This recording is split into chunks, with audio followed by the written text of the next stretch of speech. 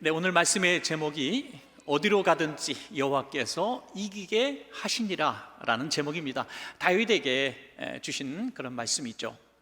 다윗에게는 여러 가지 별명들이 있습니다. 그 별명들 가운데 특별히 백전백승의 왕이다, 그런 별명도 있습니다. 어떻게 백전백승을 할 수가 있을까요? 실제로 다윗이 치렀던 전쟁들 가운데 다윗이 이겼다는 이야기밖에 사실 들을 수가 없죠. 그래서 다윗 시대가 이스라엘 전 역사를 통틀어서 가장 부국 강국이 된 그런 때였다, 이렇게 말하고 있습니다. 지금도 이스라엘 역사가들도 또 현재를 살아가는 사람들도 그 시대를 계속 그리워하고 있다는 그런 얘기를 들은 적이 있습니다. 어떻게 하면 그런 강국이 되어 있을까? 항상 외세의 침입으로 고통받던 아주 약속이었던 이스라엘이 어떻게 그렇게 승리할 수 있었을까? 그 비결들을 오늘 본문을 통해서 볼 수가 있는 것이죠. 오늘 함께 읽으신 제8장 한 부분만 보아도 이스라엘의 전쟁사를 기록해 놓고 있는데요, 이스라엘이 졌다는 얘기를 하나도 볼 수가 없고 이스라엘이 계속 승리한 이야기들을 적어 놓고 있습니다. 우리가 이스라엘 역사를 배우고 또 설교 시간에 이스라엘을 늘 괴롭혔던 나라들을 우리가 귀에 익숙한 나라들이 여기 다 나오고 있어요. 대표적으로 뭐가 있습니까? 블레셋이라든지 아말렉, 항상 들었던 이야기죠. 이 민족들은 항상 이스라엘을 괴롭혔던 대표적인 두 민족이 아닐까 싶습니다. 이 블레셋과 아말렉을 멸하고 이기는 이런 스토리부터 시작해서 또 모압 족속들, 그리고 또 소왕국이었던 소바라고는 작은 소왕국 그 족속들, 그리고 아람과 또 이제 에돔, 또 이런 국가들을 하나씩 쳐서 멸하는 그런 모습들을 우리가 볼 수 있습니다. 이 성경 말씀에 계속해서 나와 있고 오늘 설교 시간에도 계속 성경을 읽으면서 등장하는 그런 민족과 족속들일 겁니다. 어떻게 한 번도 지지 않고 계속 승리할 수 있을까? 물론 전쟁의 참상도 있습니다. 이를테면 모압 족속을 이제 사로잡고 이제 그들을 처단하는 장면은 참 끔찍하죠. 주민들을 3분의 1을 이제 처형하는 그런 장면도 피비린내 나는 그 전쟁의 참혹상도 기록되어 있습니다. 그렇지만 이런 전쟁을 통해서 이스라엘이 얻은 것은 평화였습니다. 평화. 이제 국경 수비대를 세우고 망대를 세우고 또 국방을 든든히 해서 다시는 이 나라들이 이스라엘을 침략하지 못하도록 했고, 조공을 바쳤던 이런 약소국이 또 아녀자들이 끌려가서 포로 생활했던 이 이스라엘이 이제는 조공을 받는 이런 강국이 되었단 말입니다. 그래서 평화가 이루어진 것입니다. 이전에도 없었고 이후에도 참 찾아보기 힘든 솔로몬 때까지 이어지는 평화가 지속되게 되는 것입니다. 여기서 보면은 여러분, 진정한 평화라고 하는 것은 힘이 있을 때 나오는 것입니다. 힘이 있을 때. 힘이 없으니까 늘 고통을 당하고 침략을 당했는데 힘이 있으니까 이제 이스라엘이 평화를 누리게 된 것이죠. 우리나라가 지금 이렇게 평화를 누리고 있는 것도 사실 보면 이 나라의 평화를 위해서 피 흘림이 있었기 때문입니다.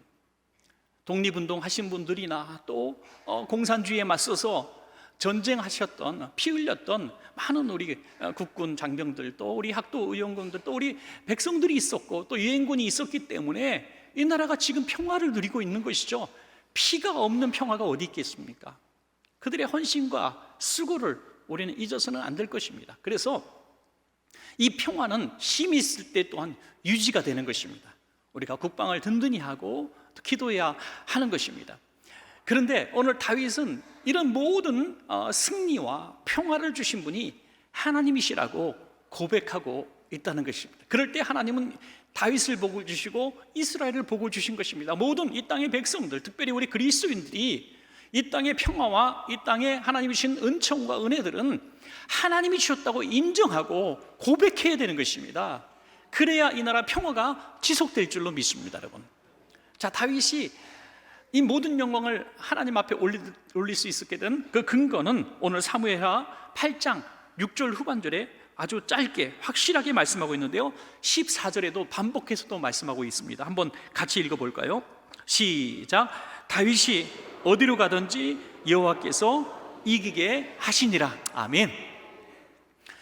어디로 가든지, 굉장히 중요한 말씀 아닙니까? 어디로 가든지 항상 하나님이 함께 하셔서 이길 수 있도록 하셨다는 거죠. 우리 여러분들 개인의 삶 가운데도 우리가 이겨야 합니다. 영적인 전쟁에서도 이겨야 합니다. 악한 마귀 권세한테도 이겨야 합니다. 여러 중독성 있는 악한 것들도 끊을 수 있어야 합니다. 여러분, 내가 내 자신을 이길 수 있습니까? 절대 이길 수 없습니다. 어떤 사람은 술 때문에 너무너무 고통받고 자녀들이 고통받고 아내가 너무 힘들어하니까 어느 날 결심을 했답니다. 내가 술을 먹으면 안 되겠다 해서 눈에 보이는 모든 곳에다 술 먹으면 나는 X다 이렇게 써놓고 막 읽었어요. 나갈 때 들어올 때 차에다 써놓고. 그러면서도 매일같이 술을 먹는 자신을 보면서 정말 비참했다 하는 얘기를 들어봤습니다. 여러분, 우리 자신을 내가 이길 수가 없다는 거예요. 하물며 어떻게 세상을 이깁니까? 어떻게 삶을 이길 수가 있겠습니까? 어떻게 마귀 권세한테 이길 수 있겠습니까? 그래서 우리는 더 강하신 하나님 앞에 의지해야만 하는 것입니다. 하나님, 절 도와주십시오. 영적인 싸움도 그렇고 우리 국가의 미래도 그렇습니다. 이 나라도 아무리 우리가 국방을 든든히 하고 힘을 써도 마음을 하나로 뭉친다 할지라도 하나님이 도와주지 않으면, 역사의 주관장이신 하나님이 도와주지 않으면 이 나라의 안정과 평화를 보장할 수가 없는 것입니다. 우리 개인의 삶, 우리 가정, 기업, 이 나라 민족도 하나님께서 도와주셔서 다윗에게 주셨던 이 축복, 어디로 가든지 여호와께서 이기게 하시니라, 이 말씀의 은혜를 받는 저와 여러분 되시기를 간절히 소원합니다. 여러분, 자, 그래서 그 비결이 뭔가, 하나님이 과연 어떤 사람과 함께 하시고 이기게 하시는가, 그 승리의 비결을 오늘 본문에서 말씀하고 있는데, 이 말씀을 통해서 개인의 삶, 이 나라 민족의 삶이 앞으로 항상 승리하는 삶이 되시기를 축복합니다. 첫 번째로, 하나님만 믿고 의지할 때 이기게 하셨습니다. 여러분, 사무엘하 8장 4절에 그에게서 마병 1700명과 보병 2만 명을 사로잡고 병거 100대의 말만 남기고 다윗이 그 외의 병거의 말은 다 발에 힘줄을 끊었더니 라고 말씀하고 있습니다. 이제 전쟁을 할 때 말이라고 하는 것은 굉장히 중요하죠. 이 전차와 같은 이 병거를 움직이게 하는 동력이 되기도 하고요. 여러분, 영화 같은 데서도 보셨습니다만 보병이 아무리 많아도 이제 기병이 말을 타고 막 큰 창이나 칼을 휘둘면서 막 그냥 우레를 바라는 것처럼 소리를 내면서 달려오면요, 다 도망갑니다. 그냥 보병들이 낙엽처럼 쓰러지게 되는 것이죠. 그래서 말이라고 하는 것은 대단한 이제 전쟁에 필요한 무기와 같은 것입니다. 그런데 이 다윗 왕이 전쟁을 통해서 수많은 병거를 다 이제 취하게 되죠. 상대편의 대단한 무기들을 다 갖게 된 겁니다. 이제 군사력이 월등히 높아지게 된 거죠. 그런데 다윗이 무슨 일을 했습니까? 딱 100대 전차 병거만 남기고 나머지가 훨씬 더 많았을 겁니다. 그 말들의 힘줄을 다 끊었다. 더 이상 군마로서의 역할을 하지 못, 이제 짐이나 끌고 또 이제 고기로 사용되는 이런 말로 쓰려고 했는지 군사용으로는 도저히 쓸 수 없도록 이 말들의 힘줄을 끊어버렸다는 거죠. 이제 전쟁 무기들을 이제 다 이제 멸한 겁니다. 제거한 겁니다. 왜 그렇게 했을까요? 앞으로도 계속 전쟁이 있을 텐데 말이죠. 사람들이 얼마나 어리석다고 하겠습니까? 그런데 다윗의 마음속에 이런 것이 있었던 겁니다. 내가 말이 많아지고 전차가 많아지고 병력이 많아지면 내가 이전에 하나님을 의지하고 믿었던 것들의 그 마음들이 작아질까 두려웠던 것이죠. 전에는 하나님만 믿습니다. 하나님 아니면 안 됩니다. 왜? 사실 하나님 아니면 안 되니까요. 자기는 소수였고 또 병력도 작았습니다. 그런데 하나님을 의지했기 때문에, 하나님을 믿었기 때문에 하나님이 도와주셔서 승리했다는 것을 잘 알고 있습니다. 그런데 이제 병력이 늘어나고 군사가 많아지고 또 무기가 더 많아지면 내가 이것을 의지할 것 같아서 자신이 자신을 믿지 못했던 것 같아요. 그래서 이것들을 제거했던 것입니다. 그 모습을 보시고 하나님이 계속 이기게 하시니라 하셨던 거죠. 이런 믿음이 하루아침에 쌓여진 믿음은 아닐 겁니다. 이제 골리앗과 싸울 때에 다윗이 했던 명언이 있죠. 사무엘상 17장 45절입니다. 다윗이 블레셋 사람에게 이르되 너는 칼과 창과 단창, 굉장한 무기들이 나오죠. 칼, 창, 단창, 내게 나아오거니와 나는 만군의 여호와 이름 곧 내가 모욕하는 이스라엘 군대의 하나님의 이름으로 내게 나아가노라 그랬습니다. 다윗은 이미 이때부터 어떤 무기도 하나님과 싸워서 이길 수 없다는 것을 알았습니다. 너는 칼, 창, 단창, 요즘 같으면 뭐 대포, 비행기, 미사일, 핵무기로 나에게 덤벼들지만 나는 하나님의 이름으로 너와 싸운다, 이렇게 말한 것입니다. 그래서 승리를 얻었습니다. 자, 그런데 다윗이 항상 이 믿음을 가지고 있었던 것은 아닙니다. 안타깝게도 다윗의 기록들에 의하면 다윗은 여러 번의 실수를 하죠. 그 대표적인 실수가 무엇입니까? 이제 군사를 계수하는 그런 실수를 범합니다.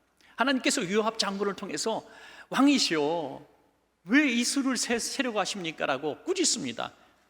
여러분, 병력 수를 세는 게 왜 문제가 됩니까?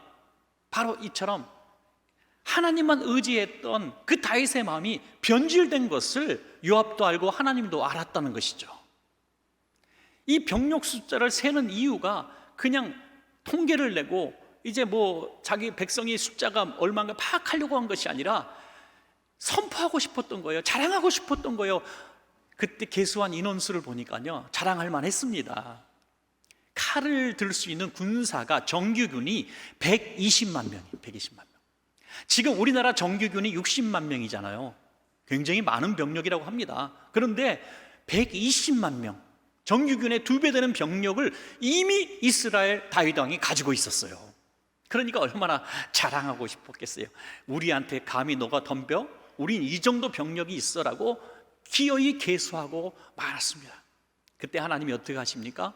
진노하셨어요. 징계하셨습니다. 그래서 백성들이 큰 고통을 받게 되었습니다.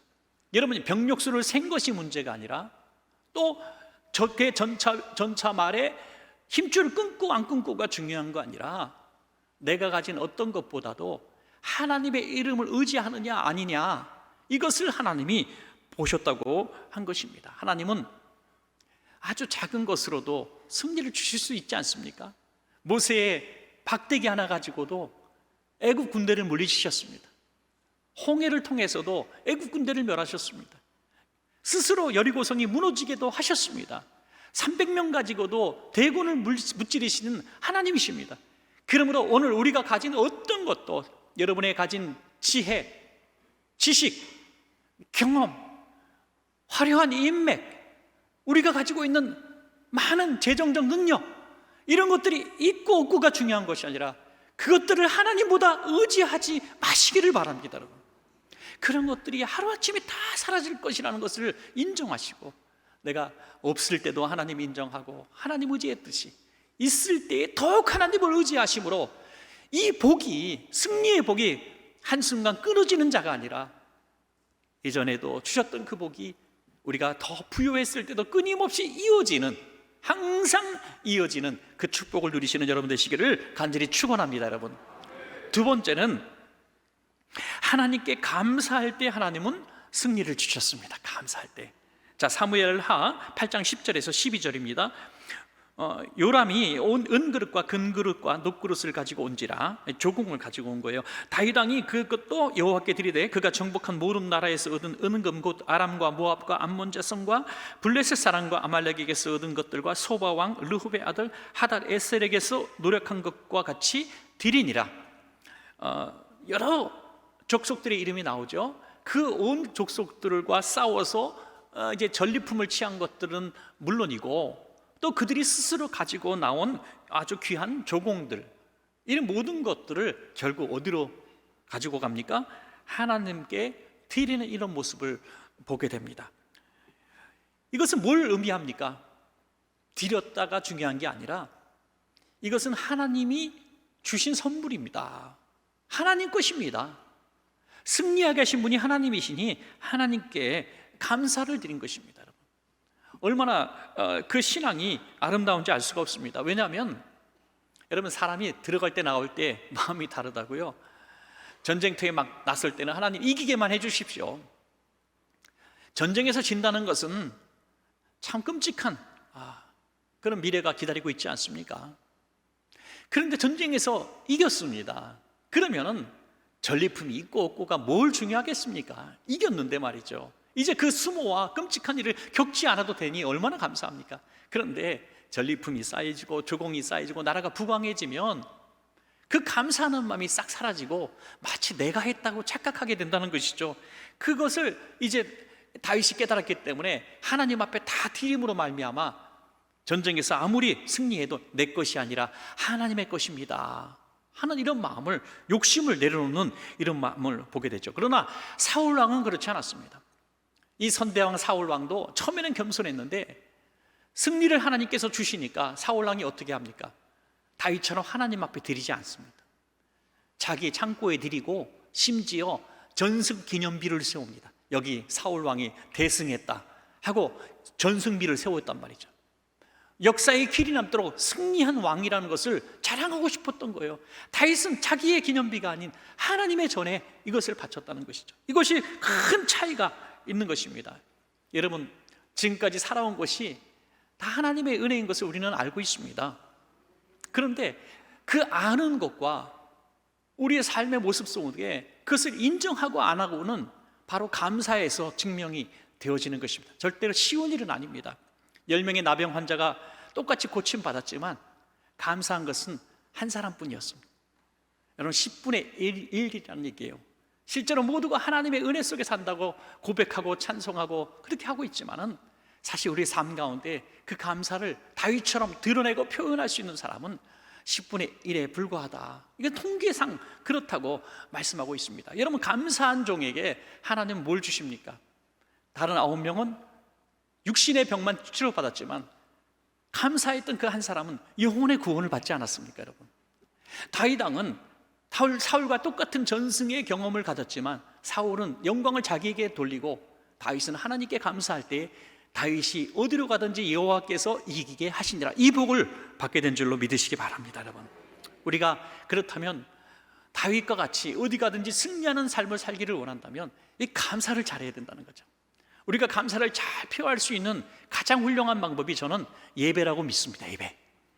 예배는 감사하는 사람들의 모임입니다. 여러분, 오늘 감사가 없으면 안 된다는 거죠. 오늘 예배할 때 여러분들 참 어젯밤에도 잠 못 이룬 분도 계실 거고요, 삶이 너무 힘들고 공고해서 힘든 분들 계실 거예요.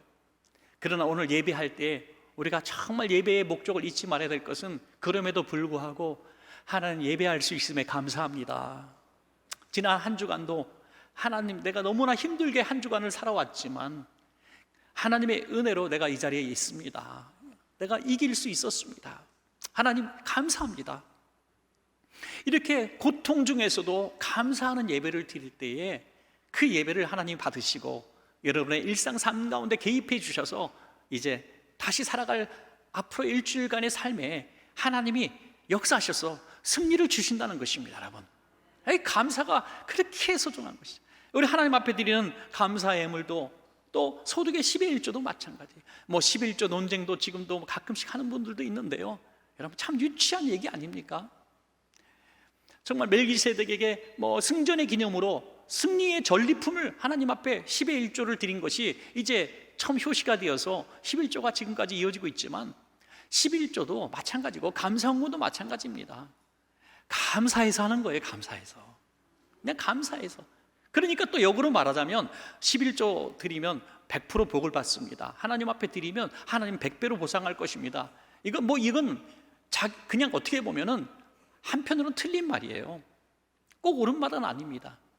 그것이 축복을 받기 위한 수단으로 우리가 심은다면 그건 잘못된 것이죠.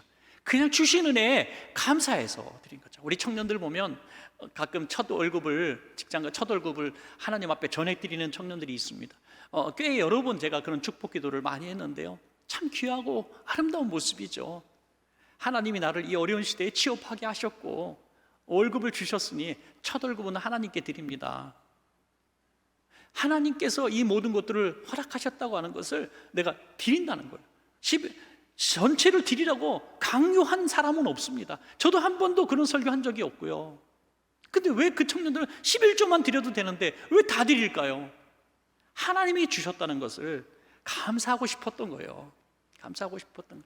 그 감사하는 마음 가운데 하나님이 축복하시는 것이지 드렸기 때문에 복을 주시는 것이 아니라고 하는 것입니다.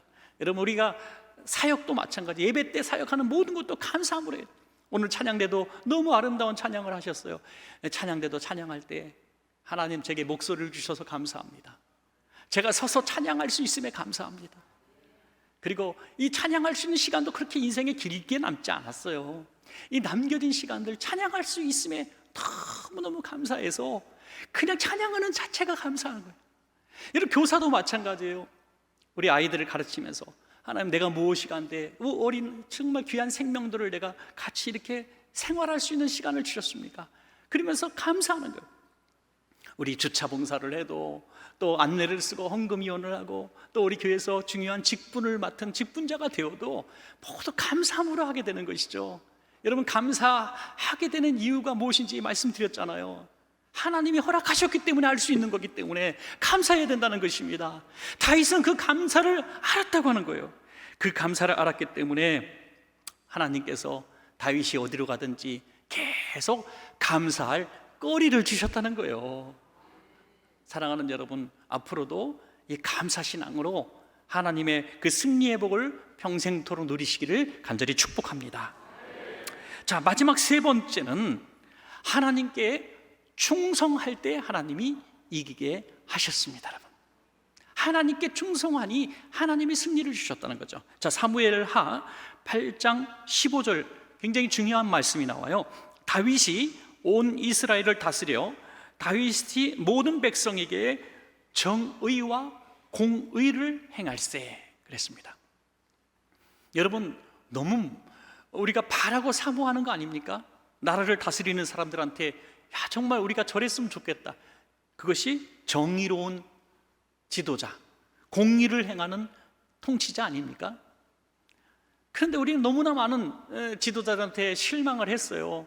공평과 정의 이런 것들을 이루기를 위해서 우리가 추종하고 세웠는데 결국에는 똑같아 하면 실망하게 되죠. 그분들이 처음에는 안 그런 사람들도 너무나 많아요. 정말 정의롭고 공의롭고 정말 나라와 백성을 사랑하고 막 그랬던 분들이 나중에 정권을 잡게 되고 고위직에 올라가고 졸병들 막 생기고 높은 장군이 되고 막 그러다 보니까 처음 마음이 없어진 거예요.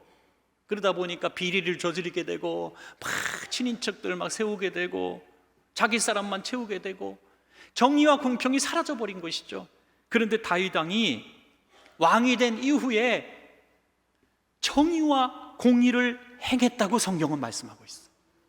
이게 백성을 위한 것처럼 보이기도 하지만 다윗은 하나님을 두려워했던 것입니다. 여러분, 목동이었던 자신을 왕으로 세워주신 하나님, 주변국들을 다 이기게 하시고 나라에 평화를 주신 하나님, 나를 이 백성을 다스리는 절대 왕으로 세워주신 하나님, 그 하나님이 나를 세우신 목적이 무엇일까라고 생각했더니 하나님의 이 백성들을 하나님께서 맡기신 백성들에게 정의와 공의를 행해서 이들을 사랑하는 것이 하나님이 나를 왕으로 세우신 목적이는 것을 깨달았다고 하는 것이죠. 그 아들 솔로몬도 이 다윗의 성품을 이어받지 않습니까? 하나님, 제게 지혜를 주십시오. 하나님이 맡기신 이 백성을 제가 다 통솔할 수가 없습니다. 지혜롭게 판단할 수 있는 재판장 할 수가 없습니다. 이 백성을 위하여 저에게 지혜를 주십시오. 참 그 아버지의 그 아들 아닙니까, 여러분? 이 아름다운 성품을 이어받은 다윗 가문이 지금도 이스라엘이 흠모하고 바라보는 이 다윗 가문 아니겠습니까, 여러분? 다윗은 이 사울 왕처럼 정치하지 않았습니다. 사울 왕은 자기 외에는 아무도 없었습니다. 심지어 자기의 사위인 다윗이 자기보다 유명해지고 사랑을 받으니까 자기 사위를 죽이려고 해요. 아들도 죽이려고 해요. 제사장들도 다 죽였어요. 자기의 반대편에 있는 사람을 다 죽였어요. 자기 편만 살려두고 자기 반대는 다 죽이는 것이 사울 왕이었습니다. 그러다 결국 멸망을 당했죠. 그러나 이 다윗 왕은요, 지역적인 편견도 갖지 않았습니다. 귀족 신분, 천한 신분 구별하지 않았습니다. 자기 자신도 목동 출신 아닙니까? 그래서 인재 등용을 잘합니다. 고루고루 잘 안배해서 권력을 위임합니다, 여러분. 그러다 보니까 다윗이 위임한 권력을 위임받은 장수들이 얼마나 많아요. 사울 왕의 측근의 장수들의 이름이 누가 나옵니까? 근데 다윗 왕의 장수들은요, 수십 명, 수백 명의 이름이 계속 나옵니다, 여러분. 인재들이, 우수한 장군들이 다윗 주변에 우글우글 했다는 거죠. 다윗을 위하여 목숨을 바친 지역의 장군들이 너무나 많이 등장하게 되는 거죠. 이것은 뭡니까? 다윗이 하나님이 주신 권력을 자기를 위해서 사용하지 않고 하나님의 영광을 위해서 사용했다는 것입니다. 여러분, 사랑하는 여러분, 우리에게 주신 권력이 있습니다. 아빠로서의 또 권력이고요, 엄마로도 권력입니다. 애들한테는 대단한 권력이에요.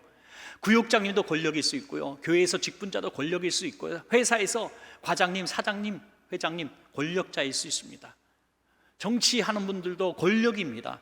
이 권력을 주신 하나님께 두려움으로 정의와 공의를 행하시기 바랍니다. 여러분, 그래야 우리의 삶에 하나님은 계속 승리를 주시고, 우리가 만약에 그 모든 영광을 나에게 돌리면 결국 우리는 사울과 같이 패망할 수밖에 없는 것이죠. 여러분, 제가 성경을 좀 읽어보다가 그래, 다윗이 정의와 공의를 행했고 하나님 앞에 충성을 했다고 했는데 하나님 앞에 무슨 충성을 했을까 도대체 보니까요, 공교롭게도 참 재밌는 거 하나 발견했습니다. 오늘 사무엘하 8장을 보셨는데 바로 어디로 가든지 여호와께서 이기게 하시니라 했던 이 장, 바로 전장과 전장 6장과 7장에 무슨 사건이 일어납니까? 바로 다윗이 하나님 앞에 너무너무 사랑받을 일을 두 가지를 합니다. 그것도 참 전장이니까 너무 공교롭지 않습니까? 6장과 7장에 하나님께 그렇게 사랑받는 충성을 하는 모습을 보여주고 8장에 승리가 시작됩니다. 6장, 7장은 승리를 할 수 있도록 다윗이 했던 그 아름다운 업적들이 나오는데 두 가지입니다. 하나는 언약궤를 다시 찾아오는 일이었습니다. 다윗은 왕이 되자마자 방치되었던 언약궤를 다윗 성에 드리고 정말 바지가 벗겨지는지도 모르고 어린아이처럼 춤을 추는 것입니다. 내가 왕이 되면 이 일을 꼭 하리라 결심했던 일이니까 당장 행한 것이죠. 이 언약궤가 뭡니까? 이스라엘 백성이 광야에 나왔을 때 하나님의 임재를 상징하는 이 광야에서 하셨던 하나님의 일들을 담은 이 궤입니다. 거기에는 십계명 두 돌판이 있었고요, 아론의 쌍난 지팡이가 있었고, 또 만나를 당한 담은 항아리가 있지 않았습니까? 이 모든 것들 하나님의 임재를 상징하는 것이죠. 그것이 방치되어 있었습니다. 가지고 오려고 했을 때 이제 이 엘리제사상 시대에 블레셋과의 전쟁에서 빼앗겼잖아요. 근데 이 블레셋도 독종 때문에 그것을 두려워서 버렸습니다. 방치했습니다. 이제 가지고 오다가 이제 운반 중에 사고가 나서 잠시 3개월 동안 오베데돔의 집에 머물러 있었지만 그것을 가지고 온 것이죠. 춤을 춥니다. 남들은 다 두려워서 가지고 올 수 없었던 것을 왕의 권력을 가지고 가져와 했다는 것이죠. 여러분, 하나님의 임재, 하나님의 그 언약궤를 그렇게 사랑했던 그 두 번째 7장에 있는 사건도 여기와 연계되는 것이죠. 어느 날 하나님의 언약궤를 이렇게 바라보니까 너무나 좋기는 한데 하나님의 언약궤는 천막 안에 있었다는 거예요. 여러분, 이 천막 시대가 이 다윗 시대에 그래서 끝나는 겁니다. 여러분, 이 천막은 언제 시작됩니까? 이 터보너클이라 그러잖아요. 이제 출애굽해서 이 광야에 이 언약궤를 모시는 그 성막이 바로 천막 구조로 되어 있지 않습니까? 그것이 다윗 시대까지 계속 이어졌던 것입니다, 여러분.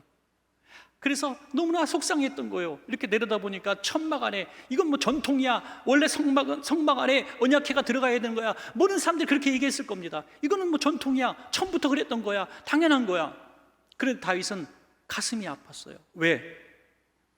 사무엘하 7장 2절입니다. 왕이 선지자 나단에게 이르되 볼지어다, 나는 백향목궁에 살거늘 하나님의 궤는 휘장 가운데에 있도다. 하나님의 궤는 천막 가운데 있다고 당연하게 여기는데 나는 전에는 목동으로 들판에서 사고 목숨의 위협을 느껴 동굴 안에 자면서 그래도 살았는데 지금은 하나님의 은혜로 내가 백향목궁에 거한다, 왕궁에 거하는 아주 호사스러운 생활을 하는데 하나님에게는 여전히 천막 속에 두는 것이 지극히 당연한 거냐? 아니라는 거예요. 그래서 하나님의 성전을 짓기로 작정했으며 하나님이 허락하지 않으셔서 지을 수 있는 모든 재료를 다 준비하는 것으로 만족했고 그 아들 솔로몬이 그 성전을 드디어 완공해 내게 되는 것이죠. 여러분, 하나님이 솔로몬의 성전, 아름다운 금은으로 치장하고 수십조 원 들어간 그 성전을 지어서 하나님이 아이고 기쁘다, 나도 좀 이제 이 금덩어리 있는 성전에서 좀 살게 됐구나, 기쁘구나. 하나님이 그래서 기뻐하셨어요? 아닙니다.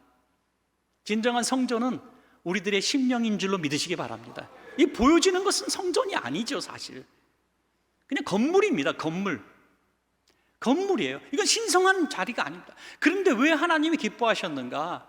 하나님을 생각하는 마음을 귀엽게 보신 거죠. 이쁘게 보신 거예요. 참 오래전에, 지금도 잊을 수가 없는데, 임직식, 제가 임직위원으로, 안수위원으로 같이 참여했던 한 교회 중에 한 교회인데, 교회가 너무 낡았습니다. 세상에 요즘도 그 알루미늄 샤시민 문을 여는데, 교회 현관문을 여는데 삑삑 소리 나는, 찍찍 소리, 아주 신경 날카로운 거 있잖아요. 찍찍찍 소리 나는 그 알루미늄 문이에요. 세상에, 대한민국 서울에 아직도 그런 문이 있다는 게 너무나 놀랍고 놀라웠어요. 그런데 교인들이 너무나 멋지고 잘 사는 사람들이 많은 거예요. 제가 화가 나가지고, 제가 임직식 때, 여러분 진짜, 여러분 임직받는 여러분, 교회가 이 알루미늄 사시가 이게 뭡니까? 여러분들의 집들은 그래도 다 여기 보니까 아파트, 좋은 아파트 단지인데 다 그런 데 살 거 아닙니까? 그렇게 말을 했다가 못했어요. 하여튼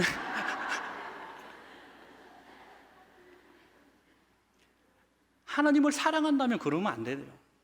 그러면 안 되는 거 아닙니까? 저희 아버님 얘기를 잠깐 했는데, 2부 때도 이제 저희 집에 개척교회 시절에 참 어려웠잖아요. 그런데 쇼파가 처음 들어온 날, 언약회가 들어온 것처럼 행복했습니다. 쇼파가 처음 딱 들어왔어요. 제가 뭐 꽤 컸을 때인데, 집에 처음 제가 쇼파가 들어온 거죠. 집에 뭐 대단한 휘황찬란한 쇼파도 아니고 그냥 쇼파 하나 들어왔어요. 처음 쇼파가 들어왔는데, 우리 아버님이 그 쇼파에 딱 앉으시면서 했던 첫 번째 말을 저는 지금도 생생하게 기억합니다. 딱 앉으시더니, 아이고, 우리 어머니 살아계셨을 때 이 쇼파를 들여왔으면 참 좋았을 걸, 그러시더라고요. 어머니 살아계셨을 때 이 쇼파가 있었으면 얼마나 좋았을까. 그때는 어머니 계실 때 그냥 바닥에 계셨는데 쇼파가 이제 들어와서 편안 앉으니까 어머니 생각이 나셨나 봐요. 여러분, 우리가 그러지 않아요? 오늘도 여러분, 우리 부모님 세대가 누리지 못했던 좋은 집에서 사시고, 어머니 1년에 한 번 드실까 말까 했던 한우 소고기 이렇게 숯불에 구워 먹고 할 때, 아니면 좋은 해외 여행지 같은 데 갔을 때, 우리 어머님 평생 진짜 고생만 하셨는데, 새 빠지게 고생만 하셨는데, 우리는 이 복을 누리고, 어머니 아빠 좀 살아계시면 내가 좀 효도했을 텐데, 이런 마음 안 들어요? 여러분, 그게 무슨 신성시 하는 겁니까? 사랑하니까, 내가 좋은 거 누리니까 미안한 거예요. 죄송한 거예요. 어떤 부모님 보니까 아이가 장애를 가지고 마음껏 뛰놀지 못하니까 이 엄마는 해외여행도 평생 못 가더라. 애가 아픈데 내가 어떻게 여행 다니냐고 못 가더라고. 여러분, 이게 사랑하니까 그렇게 되는 거거든요. 하나님의 성전의 궤가 천막 속에 있는데 나는 백향목궁에 거하는 게 하나님 앞에 죄송해야 정상 아닙니까, 여러분? 교회가 뭐 대단한 휘황찬란하게 뭐 금도금하자 그런 게 아니라, 하나님 앞에 내 삶이 너무 행복하니까, 너무 많은 걸 주시니까, 너무 많은 걸 누리니까 하나님 앞에 죄송했던 것이죠. 이 마음을 하나님 앞에 올리니까 하나님이 귀하게 보시고, 다윗이 어디로 가든지 어떤 세대의 왕이 누리지 못한 최고의 부귀영화를 주셨던 것입니다, 여러분. 다윗이 지금도 기네스북에 등록된 세계 최고 부자입니다, 여러분. 놀라운 일 아닙니까? 하나님의 마음을 생각하고 하나님의 조언을 생각한 사람을 하나님이 복을 주시는 거죠. 이 마음이 하나님이 주신 복입니다. 여러분, 우리에게 주신 권력의 자리, 우리가 쓸 수 있는 물질의 능력, 우리가 가진 지식과 재능과 경험과 인맥들, 이런 모든 것들이 하나님 사랑의 어떤 표현의 수단으로 사용되어질 수만 있다면 하나님은 우리를 계속 이기게 하실 겁니다. 우리가 지혜가 필요한 직장 일을 하는 분도 있을 거고요, 건강이 필요하고 재능도 필요하고 기술, 어떤 굉장한 기술력을 필요한 회사도 있을 겁니다. 이 자리에 앉혀주신 분이 하나님이시니 내가 하나님께 영광을 돌리겠습니다 하고 그 자리에 충성해 보십시오, 여러분. 돈 때문에 왔다 갔다 하지 말고 그냥 하나님이 주신 그 자리인 것을 인정하고, 하나님, 이곳에 세우신 분이 하나님이시니까 하나님, 이곳에서 제 일을 다 할 수 있도록 제게 지혜도 주시고 능력도 주시고 사랑도 붙여달라고 한번 기도해 보십시오. 그럼 하나님께서 전에 없던 지혜도 능력도 주셔서 그 자리에 서 있는 그때에, 야, 이분이 이 자리에 있을 때 최고의 전성기였다, 이분이 우리 회사에 있을 때 최고의 복을 받았다, 이런 말을 듣게 될 줄로 믿습니다, 여러분. 우리를 세우신 그 자리. 저도 원천교회 담임 목사로 지금 잠시 이렇게 있는 겁니다. 언제 스쳐 지나가듯이 또 사라질 겁니다, 여러분. 그런데 이렇게 생각하는 거죠. 내가 여기 있어야 될 이유가 무엇이 있을까? 누가 와도 할 수 있는 자리 아닙니까? 그런데 이렇게 제가 장국에 있는 이유가 뭘까? 하나님이 있으라고 하신 이유가 무엇일까? 그걸 생각하면서 있는 겁니다, 여러분. 그래서 다른 사람이라면 혹시 안 할 수도 있는 일인데 하나님이 내게 감동을 주셨으니까 저 순종하겠습니다, 할 수 있는 기회를 주신 거 아니겠습니까, 여러분? 여러분에게 주신 그 자리, 하나님께 충성하는 자리가 된다면 여러분의 자리가 한순간에 끊어지고 몰락되는 자리가 아니라 계속해서 어디로 가든지 이기게 하시는 승리의 자리가 될 줄로 믿습니다. 그래서 말씀을 맺겠습니다. 우리가 어디로 가든지 이길 수 있는 비결은 우리가 하나님 한 분만 믿고 의지할 때, 그리고 모든 일에 하나님께 감사함을 돌릴 때, 그리고 있는 자리에서 하나님 앞에 충성하는 마음으로 주님 부르신 세우신 목적대로 살아갈 때 하나님 우리를 늘 승리하게 하실 줄로 믿습니다.